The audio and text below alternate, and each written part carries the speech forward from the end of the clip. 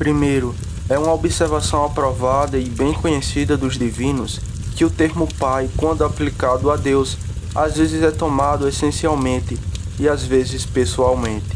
Tomado essencialmente é comum a toda a trindade indivisa. Nessa visão, é empregado principalmente com referência às criaturas, pois aquilo pela qual Deus é denominado Pai da humanidade e de outras criaturas não é peculiar a nenhuma pessoa, mas pertence igualmente a cada um. Ele é chamado de o Pai de todos, porque criou tudo, e o Pai dos Espíritos, porque ele forma o espírito do homem dentro dele. E também porque ele excede uma providência vigilante sobre a humanidade, estendendo seu cuidado a cada indivíduo. Ele fez de um sangue, disso o apóstolo Paulo aos atenienses, todas as nações dos homens. Ele não está longe de cada um de nós, pois nele vivemos, nos movemos e existimos. Alguns de seus próprios poetas disseram, pois também somos sua descendência. Agora essas expressões devem ser consideradas não menos aplicáveis ao segundo e ao terceiro do que à primeira pessoa na divindade. Segundo, o nome Pai, porém, passa a ser considerado por nós pessoalmente como a designação da primeira pessoa. Observaremos que ele é de si mesmo, somente ele gerou o Filho de maneira incompreensível, e que dele, juntamente com o Filho, procedeu o Espírito Santo de maneira igualmente inefável. Tudo o que as Escrituras propõem como as propriedades distintivas do Pai estão incluídos desta descrição. Terceiro, a primeira dessas propriedades é o Pai ser a primeira pessoa. Quando chamamos o Pai de primeira pessoa, observa-se que não entendemos a expressão como relacionada à ordem da duração, como se estivesse antes das outras pessoas em relação à idade ou tempo, pois as saídas do Filho são desde os tempos antigos, desde a eternidade. O Senhor possuía esta sabedoria pessoal no começo de seu caminho, antes de suas obras de idade, antes de todos os tempos. Portanto, Atanásio disse com justiça: o Filho é do Pai sem princípio, gerado por ele desde a eternidade. O Espírito também, por meio de cuja agência Cristo foi oferecido como um sacrifício imaculado a Deus, que sem qualquer inconveniente, e mesmo com grande propriedade, pode ser entendido como a terceira pessoa, é chamado de o Espírito Eterno.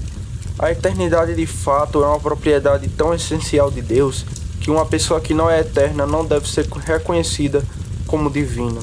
Poder eterno faz parte daquilo que pode ser conhecido de Deus pelas sugestões da própria natureza.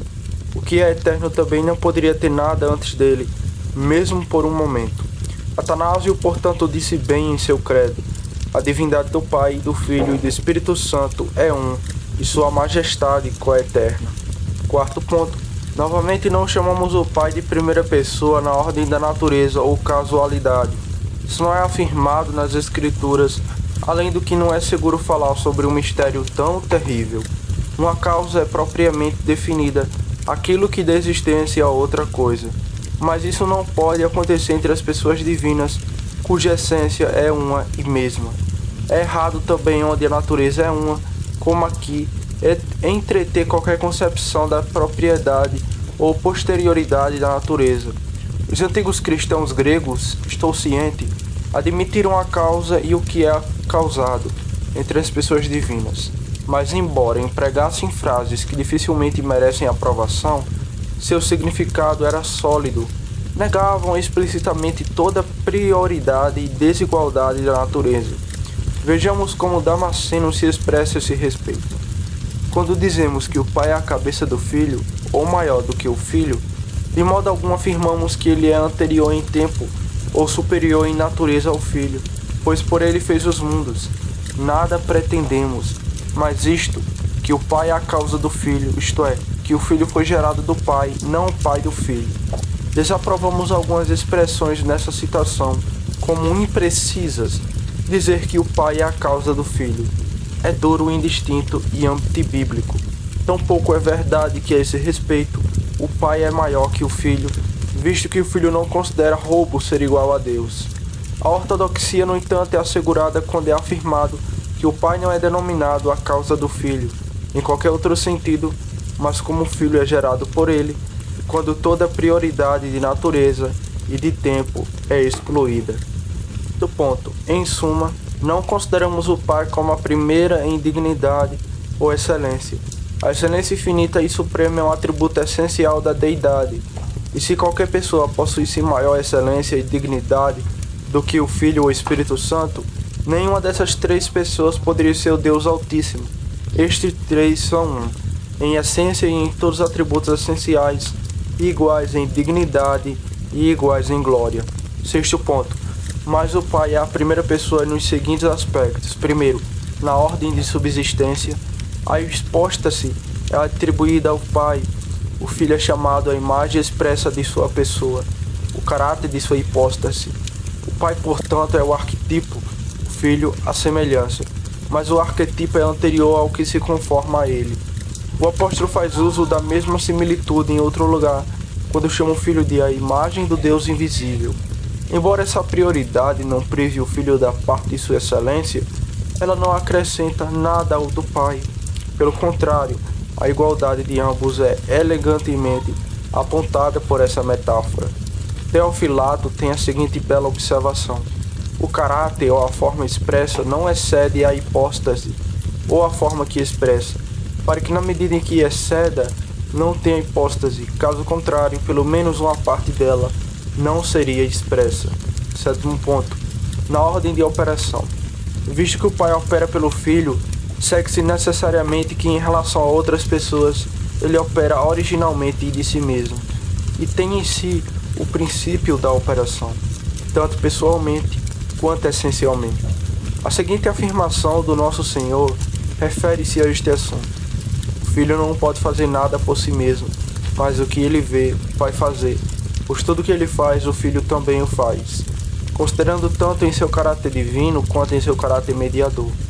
Como em sua natureza humana, o Filho nada fez sem o incentivo, comando e exemplo do Pai, mas em todas as suas ações realiza a vontade e mostra a santidade do Pai. Assim como o Filho de Deus, ele não pode fazer nada de si mesmo, nada como os hebreus o expressariam, separadamente do Pai. A essência, o poder e a vontade de ambos são um em um mesmo. No entanto, o Pai assume a liderança na ordem da operação e o Filho o vê operando, isto é, conhece intimamente, aprova e executa com perfeita exatidão os conselhos e decretos do Pai, que são ao mesmo tempo os seus. Assim fica claro que a ordem da operação começa por parte do Pai. Nem novamente esta prerrogativa da ordem derroga, no mínimo, a dignidade suprema do Filho, a menos que alguém considere muito absurdamente, como evidência de fraqueza e inferioridade, que uma vez que o poder e a vontade do Pai e do Filho são um, o Filho não pode fazer nem querer nada mais do que com o Pai. O próprio Filho protegeu amplamente sua própria dignidade, testificando que tudo que o Pai faz, o Filho também faz, mas que ele faz as mesmas obras e executa da mesma maneira. Isso deve ser entendido como Nazianzo observa, não com respeito à semelhança das coisas feitas, mas com respeito à igual dignidade de poder e autoridade. A expressão sugere também, como diz Cirilo de Alexandria, a identidade absoluta das obras. Em curar o homem impotente da mesmo que fosse totalmente impossível para ele fazer algo errado. Porque desde que apenas a distinção da ordem pessoal de operação seja preservada, o poder e a vontade pelos quais ele opera milagres são os mesmos, com o poder e a vontade do Pai. Agora esse foi o escopo do discurso de Nosso Senhor. Oitavo, a segunda propriedade e característica do Pai é que ele é de si mesmo. Isso deve ser entendido não em relação à essência, mas ao modo de ter a essência. Quanto à essência, tanto o Filho quanto o Espírito Santo são aquele Deus que é de si mesmo, que a divindade é de si mesmo, que devido à glória de suas infinitas perfeições, ele não depende de nenhum outro, mas tem sua existência e tudo o que possui de si mesmo está tão necessariamente incluído na noção da divindade que, se quem quanto à sua essência, por si mesmo, não pode ser Deus. Os antigos, portanto, corretamente chamavam Cristo Deus de si mesmo e por si mesmo. Entre outras instâncias, Eusébio, em uma oração pelegrínica sobre Paulino, bispo de Tiro, denomina Cristo o próprio Filho de Deus Supremo e Deus de si mesmo, porque sendo o verdadeiro Deus, ele possui aquela essência divina que é de si mesmo, embora ele a tenha como filho do Pai. O Pai, então, é dele mesmo no que diz respeito à personalidade, isto é, a essência divina não lhe é comunicada por nenhuma outra pessoa, pois em nenhum lugar o volume sagrado sugere que o Pai foi gerado, ou procedeu, de qualquer maneira saiu de outro. Atanásio, portanto, bem disse: cremos em um Deus não gerado, o Pai Todo-Poderoso que temos sua subsistência de si mesmo. Nono ponto. A terceira propriedade distintiva do Pai é que ele sozinho, desde a eternidade, gerou o Filho. Ele, portanto, diz: Tu és meu Filho, e hoje te gerei. Essas palavras foram dirigidas a Cristo, como o apóstolo nos assegura expressamente, em um sentido totalmente peculiar a si mesmo, mas no que consiste essa geração, é impossível para nós, fracos mortais, entender ou explicar isso. Atanásio, que acabei de citar, diz muito apropriadamente: ele foi gerado de uma maneira inefável, incompreensível, incluído a comunicação da mesma natureza. Nas pessoas criadas, a natureza é a mesma apenas nas espécies, mas em Deus, devido à sua unidade absoluta, é o mesmo em referência ao número.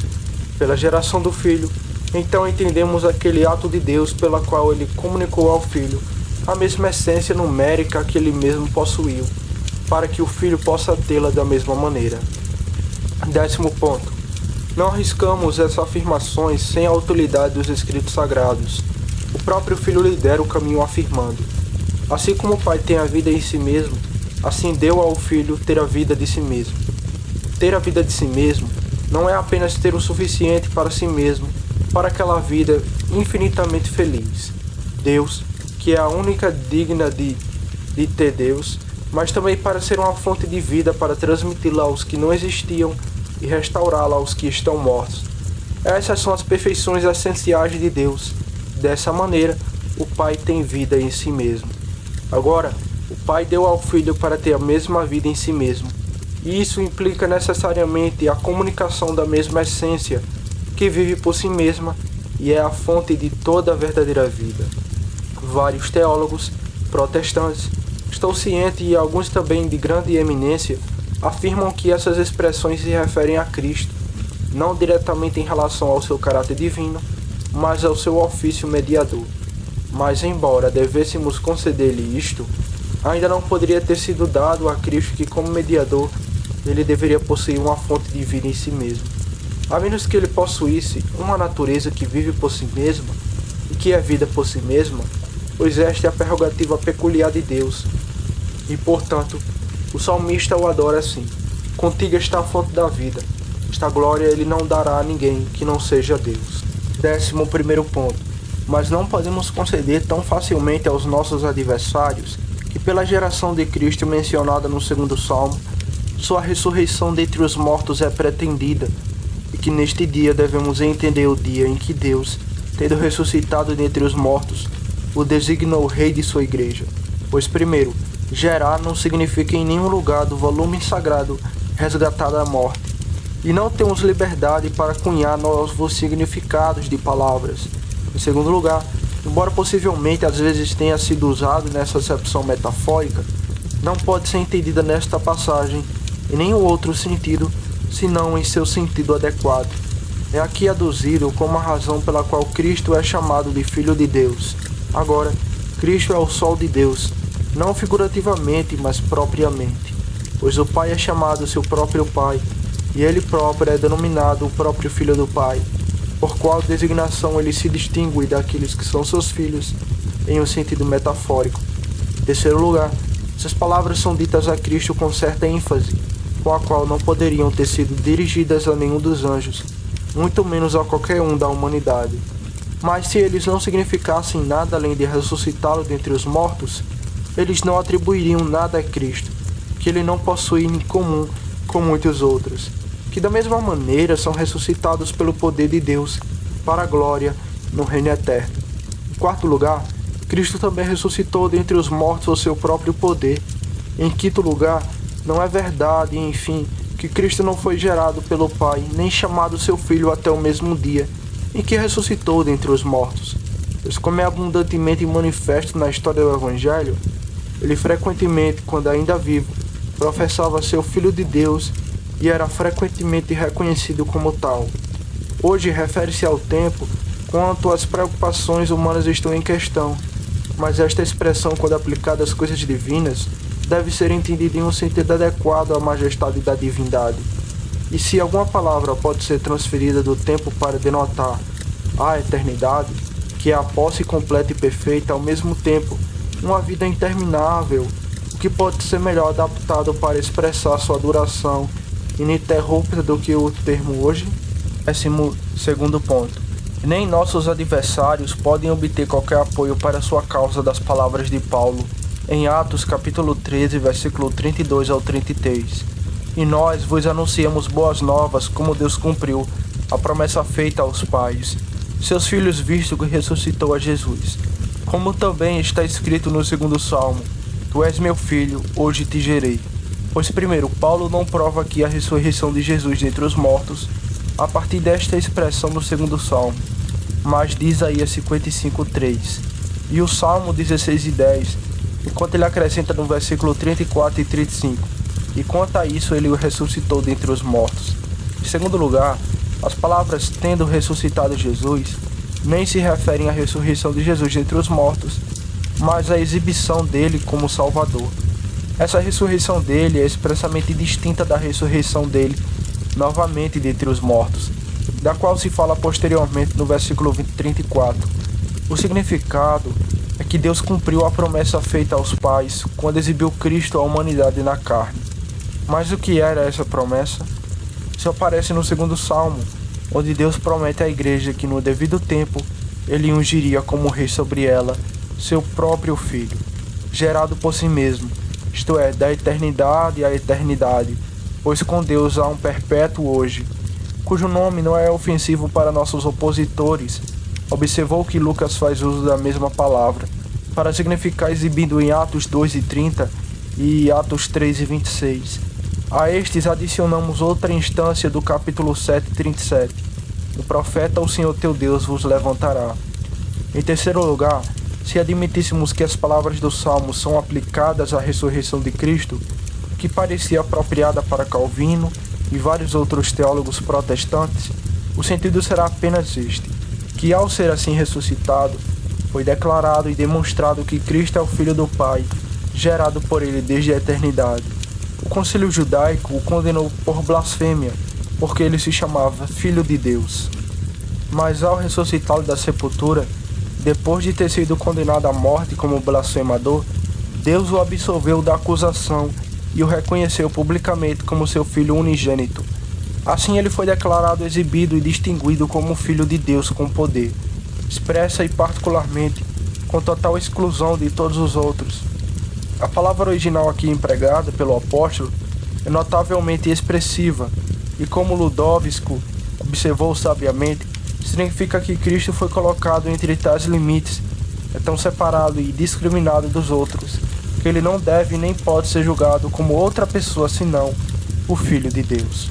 A expressão com poder pode ser associada a declarado, e então o significado será que ele demonstrou ser o Filho de Deus por um argumento poderoso, ou pode estar conectado com o Filho de Deus e então será íntimo que ele é o Filho de Deus no sentido mais amplo e exaltado de que o termo é suscetível, de modo que esse nome, quando atribuído a ele, é um nome mais excelente do que qualquer outro dado, a mais nobre das criaturas. 13º ponto. A quarta propriedade pessoal do Pai é que o Espírito Santo procede dele junto com o Filho. O Espírito é, portanto, denominado o Espírito de sua boca, e, novamente, o Espírito de Deus e o sopro do Todo-Poderoso. Até aqui nosso conhecimento se estende. Mas qual é o modo dessa respiração? E como a comunicação da essência à terceira pessoa pela respiração difere da comunicação da mesma essência à segunda pessoa pela geração? São mistérios, cujo conhecimento pareceu bom ao grande mestre reservar para o estado celestial.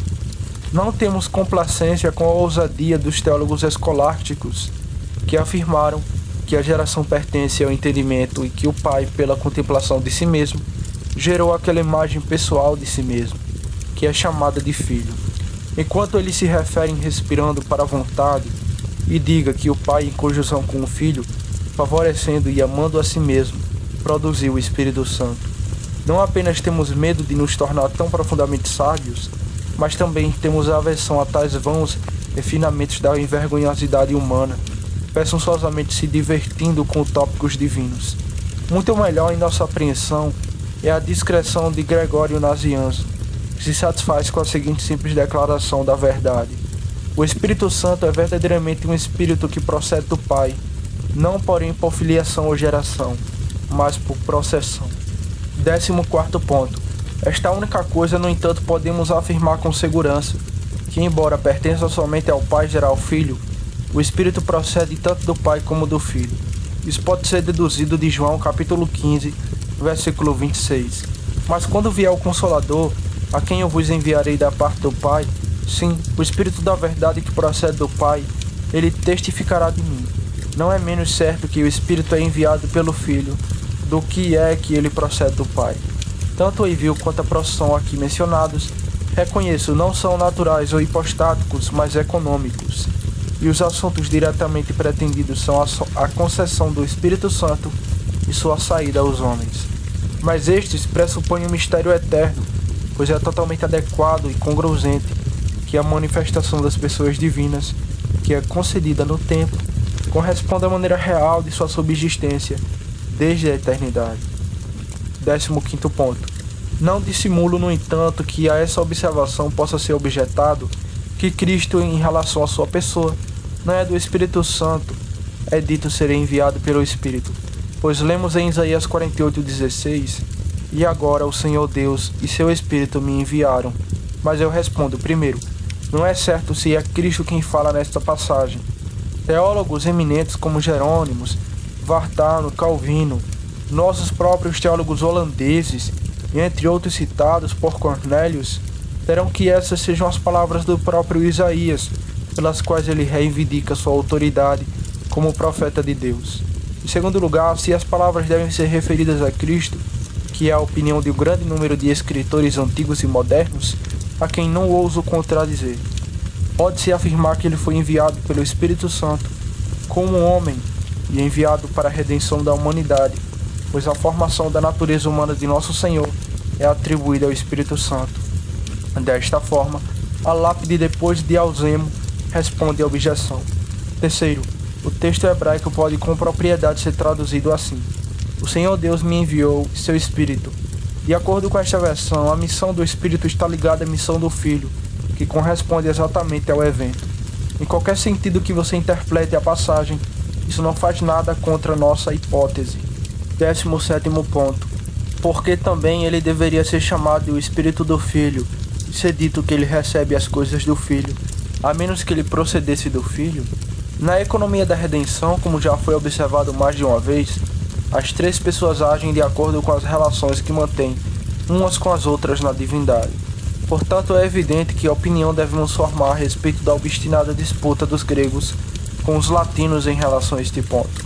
Há falhas, não duvido, de ambos os lados, uma vez que o Credo de Constantinopla, publicado no ano de Nosso Senhor em 381, continha esta expressão: o Espírito Santo procedendo do Pai. Os latinos erraram ao acrescentar a esse credo estas palavras, e ao Filho.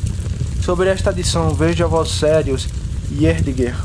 Os latinos erraram, eu digo, neste assunto, pois embora o que eles acrescentaram fosse verdade, as palavras do credo eram as palavras das Escrituras, enquanto a adição não está contida nas Escrituras, nesses termos precisos.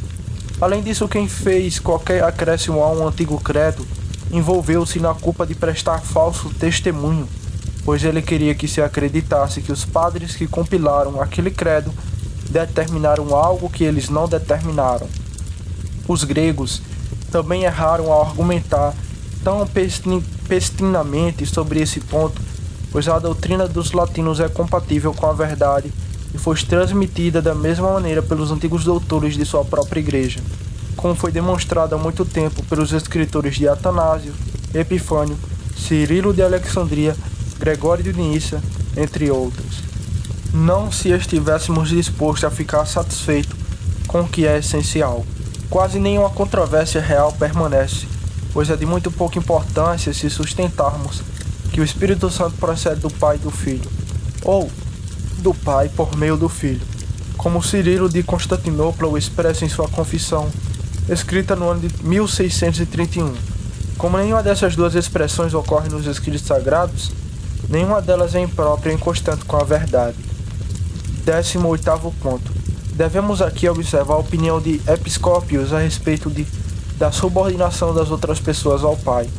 Ele afirma que o Pai é tão a primeira pessoa que ele é também o mais alto em ordem, em dignidade e poder, porque é necessário que o Filho e o Espírito Santo fosse dele, na dignidade, porque o Pai é a fonte e a causa de sua existência, e é mais honroso não derivar a existência de ninguém do que recebê-la de outro, gerar do que ser gerado, fazer proceder do que proceder, em poder, isto é, autoridade ou domínio, porque o Pai tem autoridade para enviar e dar o Filho, e para derramar o Espírito Santo, mas nenhum deles tem autoridade sobre o Pai. Portanto, em nenhum lugar lemos do Pai como enviado ou dado, mas sempre como envio ou doação. Essa é a doutrina de Episcópios, e sentimentos semelhantes são expressos por Curculius. 19º ponto. Em resposta a esses escritores, fazemos as seguintes observações gerais. Primeiro, afastam-se neste caso da fé católica da Igreja, a qual, como expressa o imperador, crê segundo as instruções dos apóstolos e a doutrina do Evangelho, que o Pai, o Filho e o Espírito Santo são um só Deus, subsistindo em igual majestade e em uma adorável trindade. Atanásio da mesma forma afirma a fé comum nos seguintes termos: onde há uma dignidade indivisa, uma soberania, poder, vontade e energia, distinguindo peculiarmente a trindade das criaturas, há um Deus. Segundo ponto, a majestade do Pai é habitualmente exaltada com vista a menosprezar a dignidade infinita do Filho e do Espírito Santo. É a vontade do próprio Pai que todos os homens honrem o Filho, assim como honram o Pai. Em terceiro lugar, todas essas expressões têm uma tendência manifesta de privar totalmente o Filho e o Espírito da verdadeira divindade. Uma deidade subordinada não é deidade.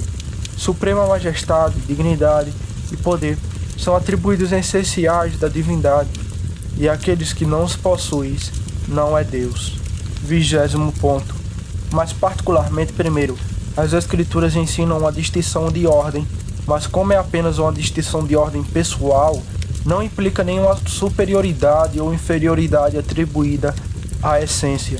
Atanásio que expôs esta distinção de ordem com singular precisão, faz a seguinte excelente observação no credo que é comumente recebido pela Igreja.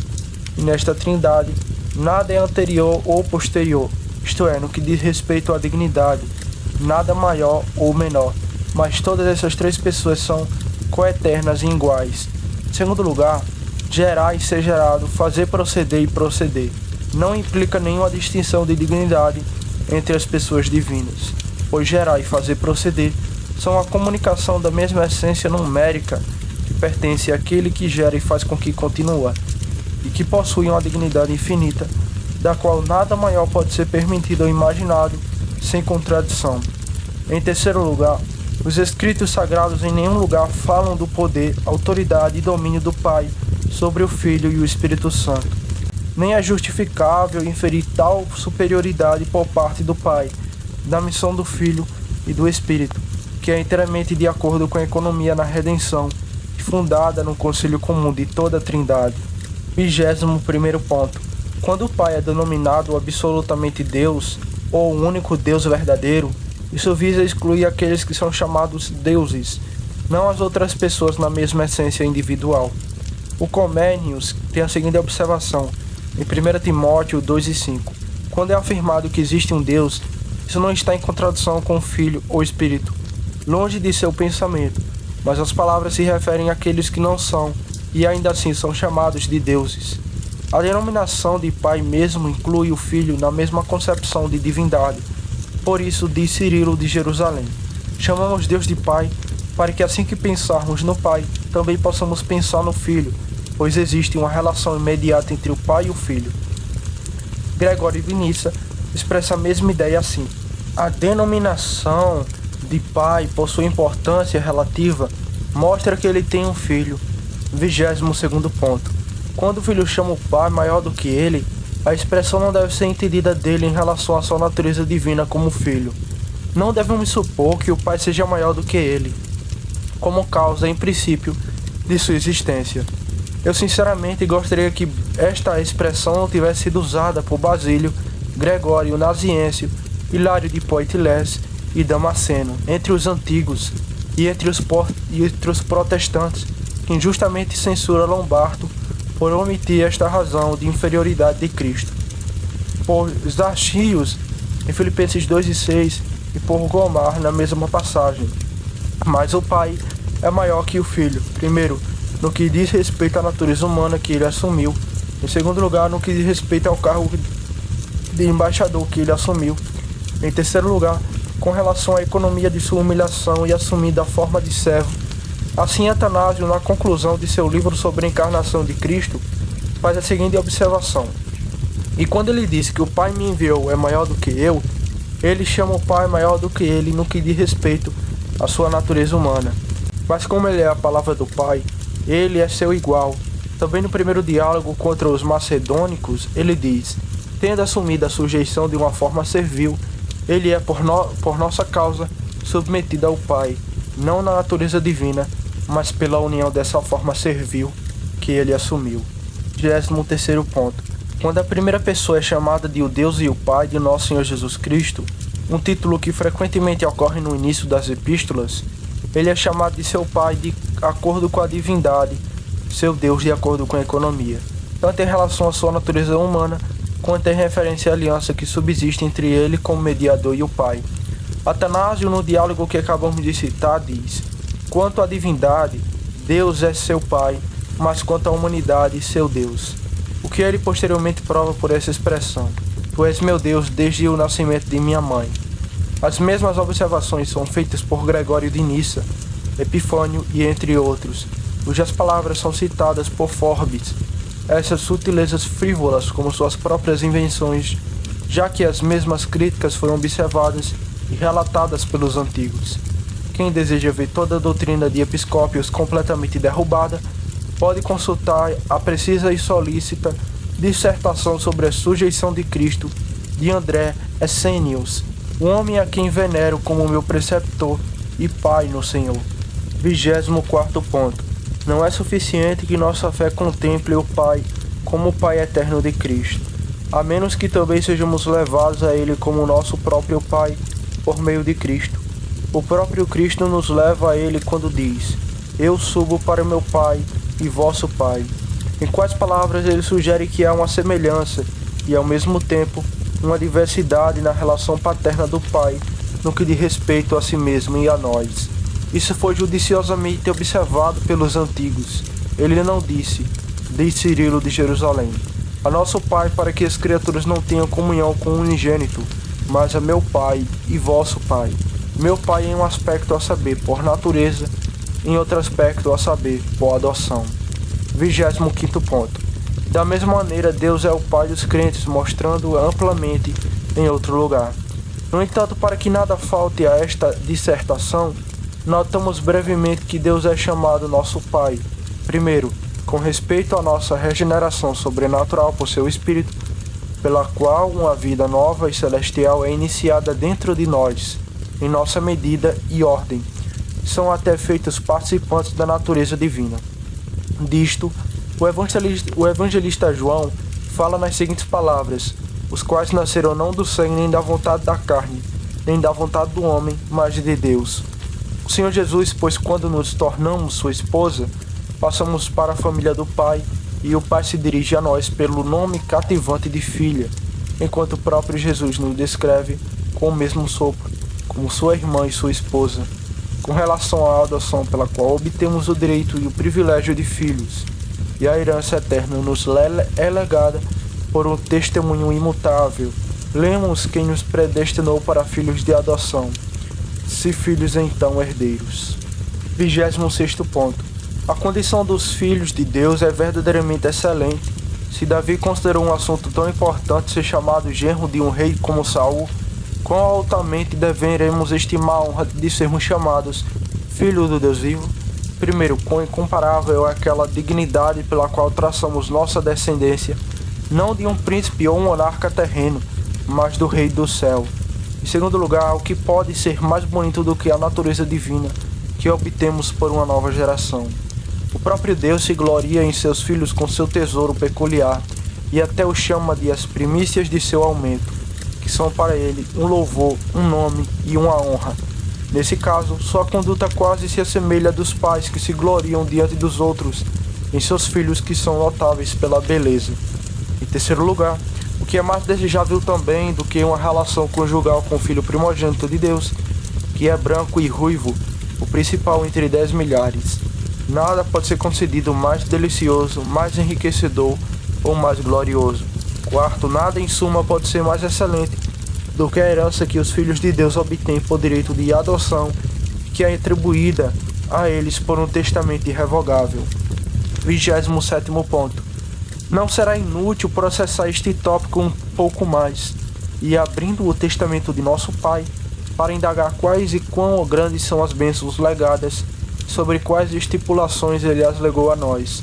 Por testamento, entendemos a última e imutável vontade de Deus registrada nas Sagradas Escrituras e confirmadas pela morte e sangue de Jesus, pela qual ele declarou o seu povo escolhido e crente, herdeiro de toda herança.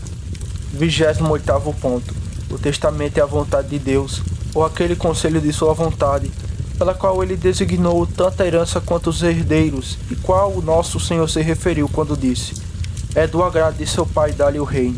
Acrescento que é a última e irrevogável vontade do Pai, pois como isso é essencial para um testamento válido entre os homens, não falta este testamento, em que Deus, querendo mostrar mais abundantemente os herdeiros da promessa, a imutabilidade de seu conselho, confirmou isso por um juramento, que por duas coisas imutáveis, nas quais é impossível que Deus minta, possamos ter uma forte consolação.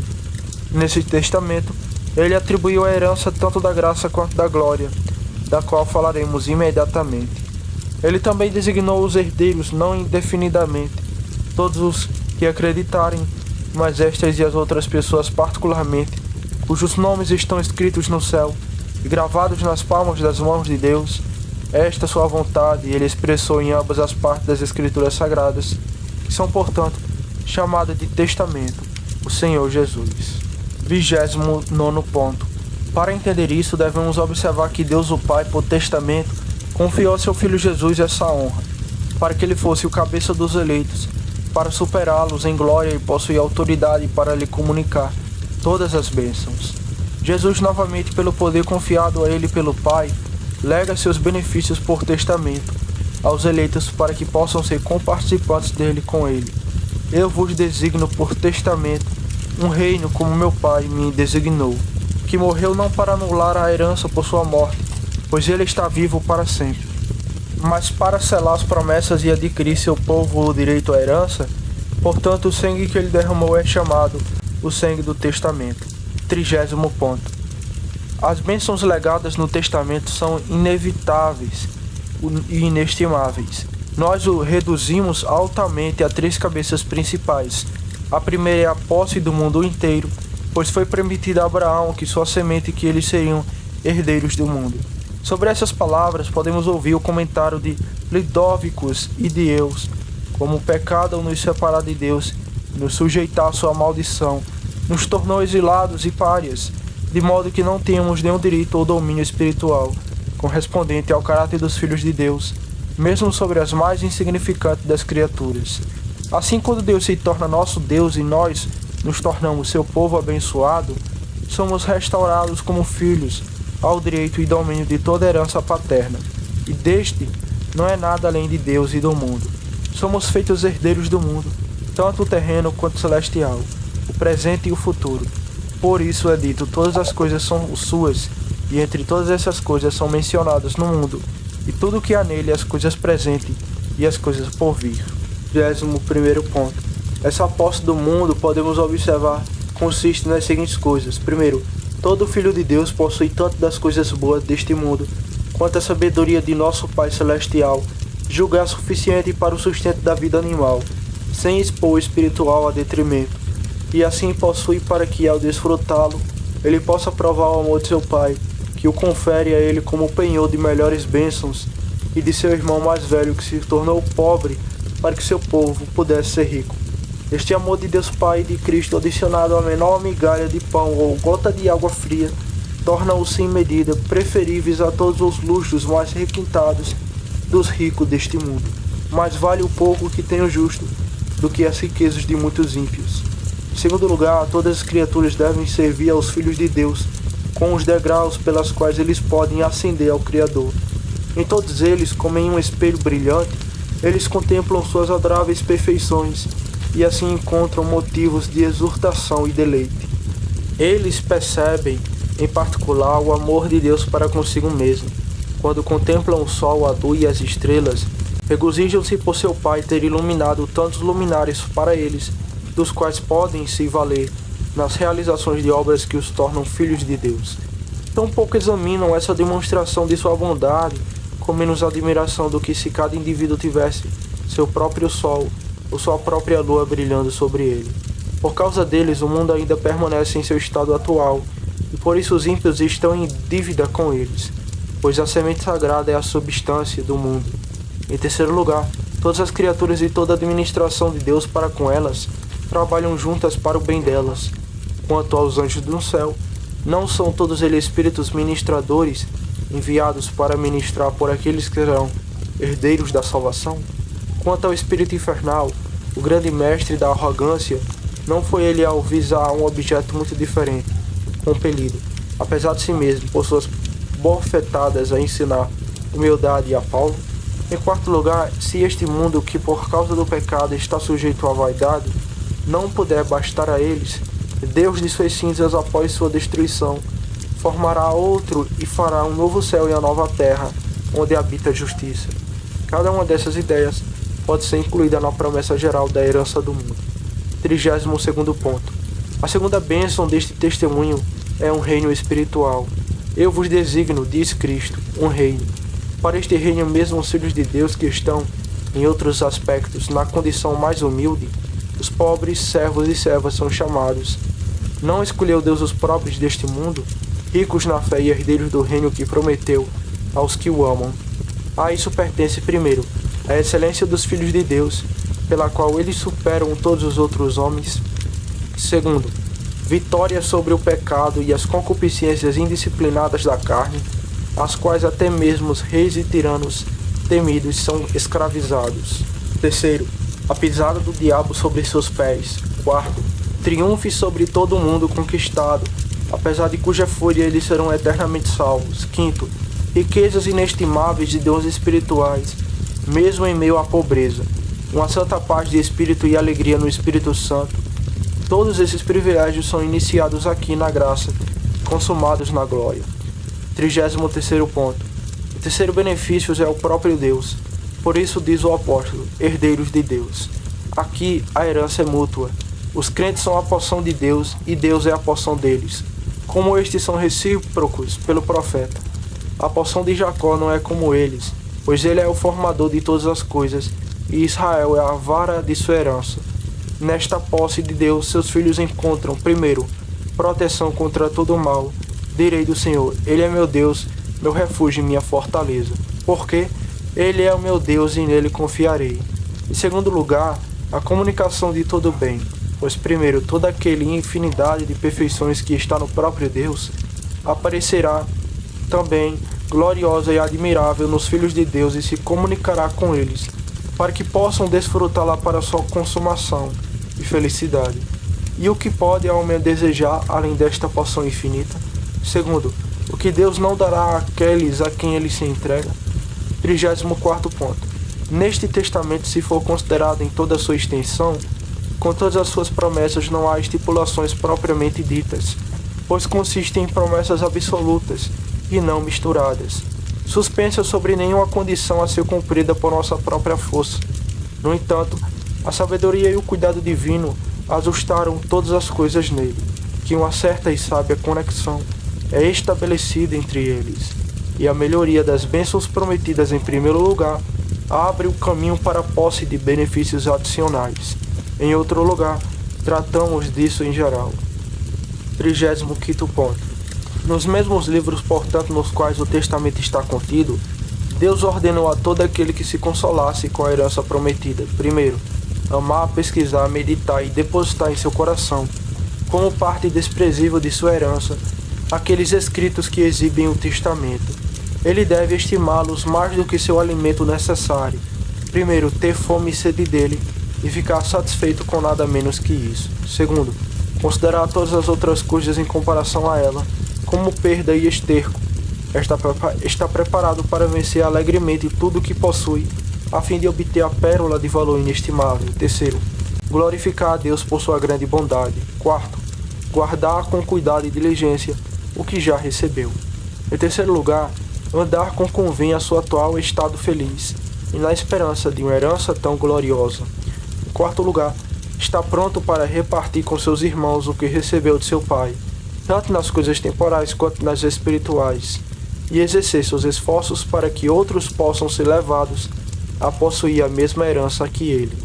O indivíduo não sofre nenhuma perda, mas obtém um acréscimo de felicidade do número de seus co-herdeiros, pois a abundância de amor serve maravilhosamente para aumentar a alegria. 36º ponto. Resta observar que, se um assunto de tão grande importância, não nos impormos por meio de imaginação lisonjeiras, é necessário examinar cuidadosamente a nós mesmos, por aquelas características distintivas dos filhos de Deus que as Escrituras fornecem. Os principais deles são os seguintes. Primeiro, a impressão e expressão da imagem divina, com uma santa conformidade com nosso Pai. O que é mais natural do que um filho se parece com seu pai? O filho natural de Deus é o brilho da glória do Pai, e é adequado que nós, em nossa ordem e medida, também o sejamos. Como Adão, corrupto, gerou um filho à sua semelhança, segundo a sua imagem, assim Deus forma seus filhos à sua própria semelhança, em justiça e verdadeira santidade, de que fala o apóstolo: nos tornaremos perfeitamente semelhantes a ele. 37º ponto. Em segundo lugar, uma nova vida digna de Deus e o efeito do espírito de adoção, que é o espírito da vida. A vida das criaturas nunca deixa de corresponder ao seu espírito. O homem natural não tem um espírito mais nobre, nem um princípio de vida mais excelente do que sua alma. E, consequentemente, ele vive apenas uma vida animal, mas como os filhos de Deus são dotados de um espírito livre, que também é o espírito de Cristo, assim eles em sua medida vivem uma vida como Cristo viveu, esforçando-se ao máximo para copiar seu exemplo e padrão. Sede seguidores de Cristo, como filhos queridos, diz o apóstolo. 38º ponto. Um amor verdadeiro e sincero a Deus. A própria natureza ensina isso, pois que filho genuíno não ama a seu pai? Esta não é apenas uma lei escrita, mas nascida conosco. Agora, esse amor a Deus surge em parte da consideração de suas perfeições infinitamente amáveis, e seus filhos são admitidos familiarmente para contemplar seus olhos vendo o Rei em sua beleza, em parte dos raios do amor divino continuamente derramados sobre eles, pelas quais não podem deixar de ser inflamados. Sempre que refletem atentamente sobre esse amor, consideram toda a capacidade de sua alma muito limitada para retribuir adequadamente o amor. 39º ponto. Reverência e obediência filial. Isso surge daquele amor do qual acabamos de falar. Esse amor proíbe o homem de fazer qualquer coisa que desagrade a Deus e o inspira com zelo tão ardente por sua própria alegria e glória que ele não pode sem angústia ver sua honra infringida por outros. Vivacidade e todos os deveres da religião. Além disso, não permite que um homem fique à vontade se talvez por uma ação imprudente ele tenha ofendido a Deus e perdido aquele gracioso sorriso de seu rosto, com as quais antes era animado, finalmente o obriga a prostrar-se com a mais profunda reverência aos pés de seu Pai Celestial, com tristezas e lágrimas para implorar o perdão de suas ofensas e prometer maior circunspeção em sua conduta futura. Último ponto para a conclusão. Amor fraterno indissimulado que ele carrega para todos aqueles em quem ele percebe a imagem divina, e uma participação da mesma graça consigo mesmo. Embora outras evidências sejam muitas vezes imperceptíveis, esse amor fraternal fornece à alma duvidosa uma marca confortável de seu estado. É impossível que o amor dos irmãos se separe do amor de Deus. Quem ama o original também amará a cópia. Quem ama a Deus amará aquele que pertence a Deus, em quem discerne as excelências de Deus e em que acredita ser amado por Deus. Será feliz o homem cujo espírito dá testemunho com o Espírito de Deus, de que essas características distintivas dos filhos de Deus são encontrados em si mesmo.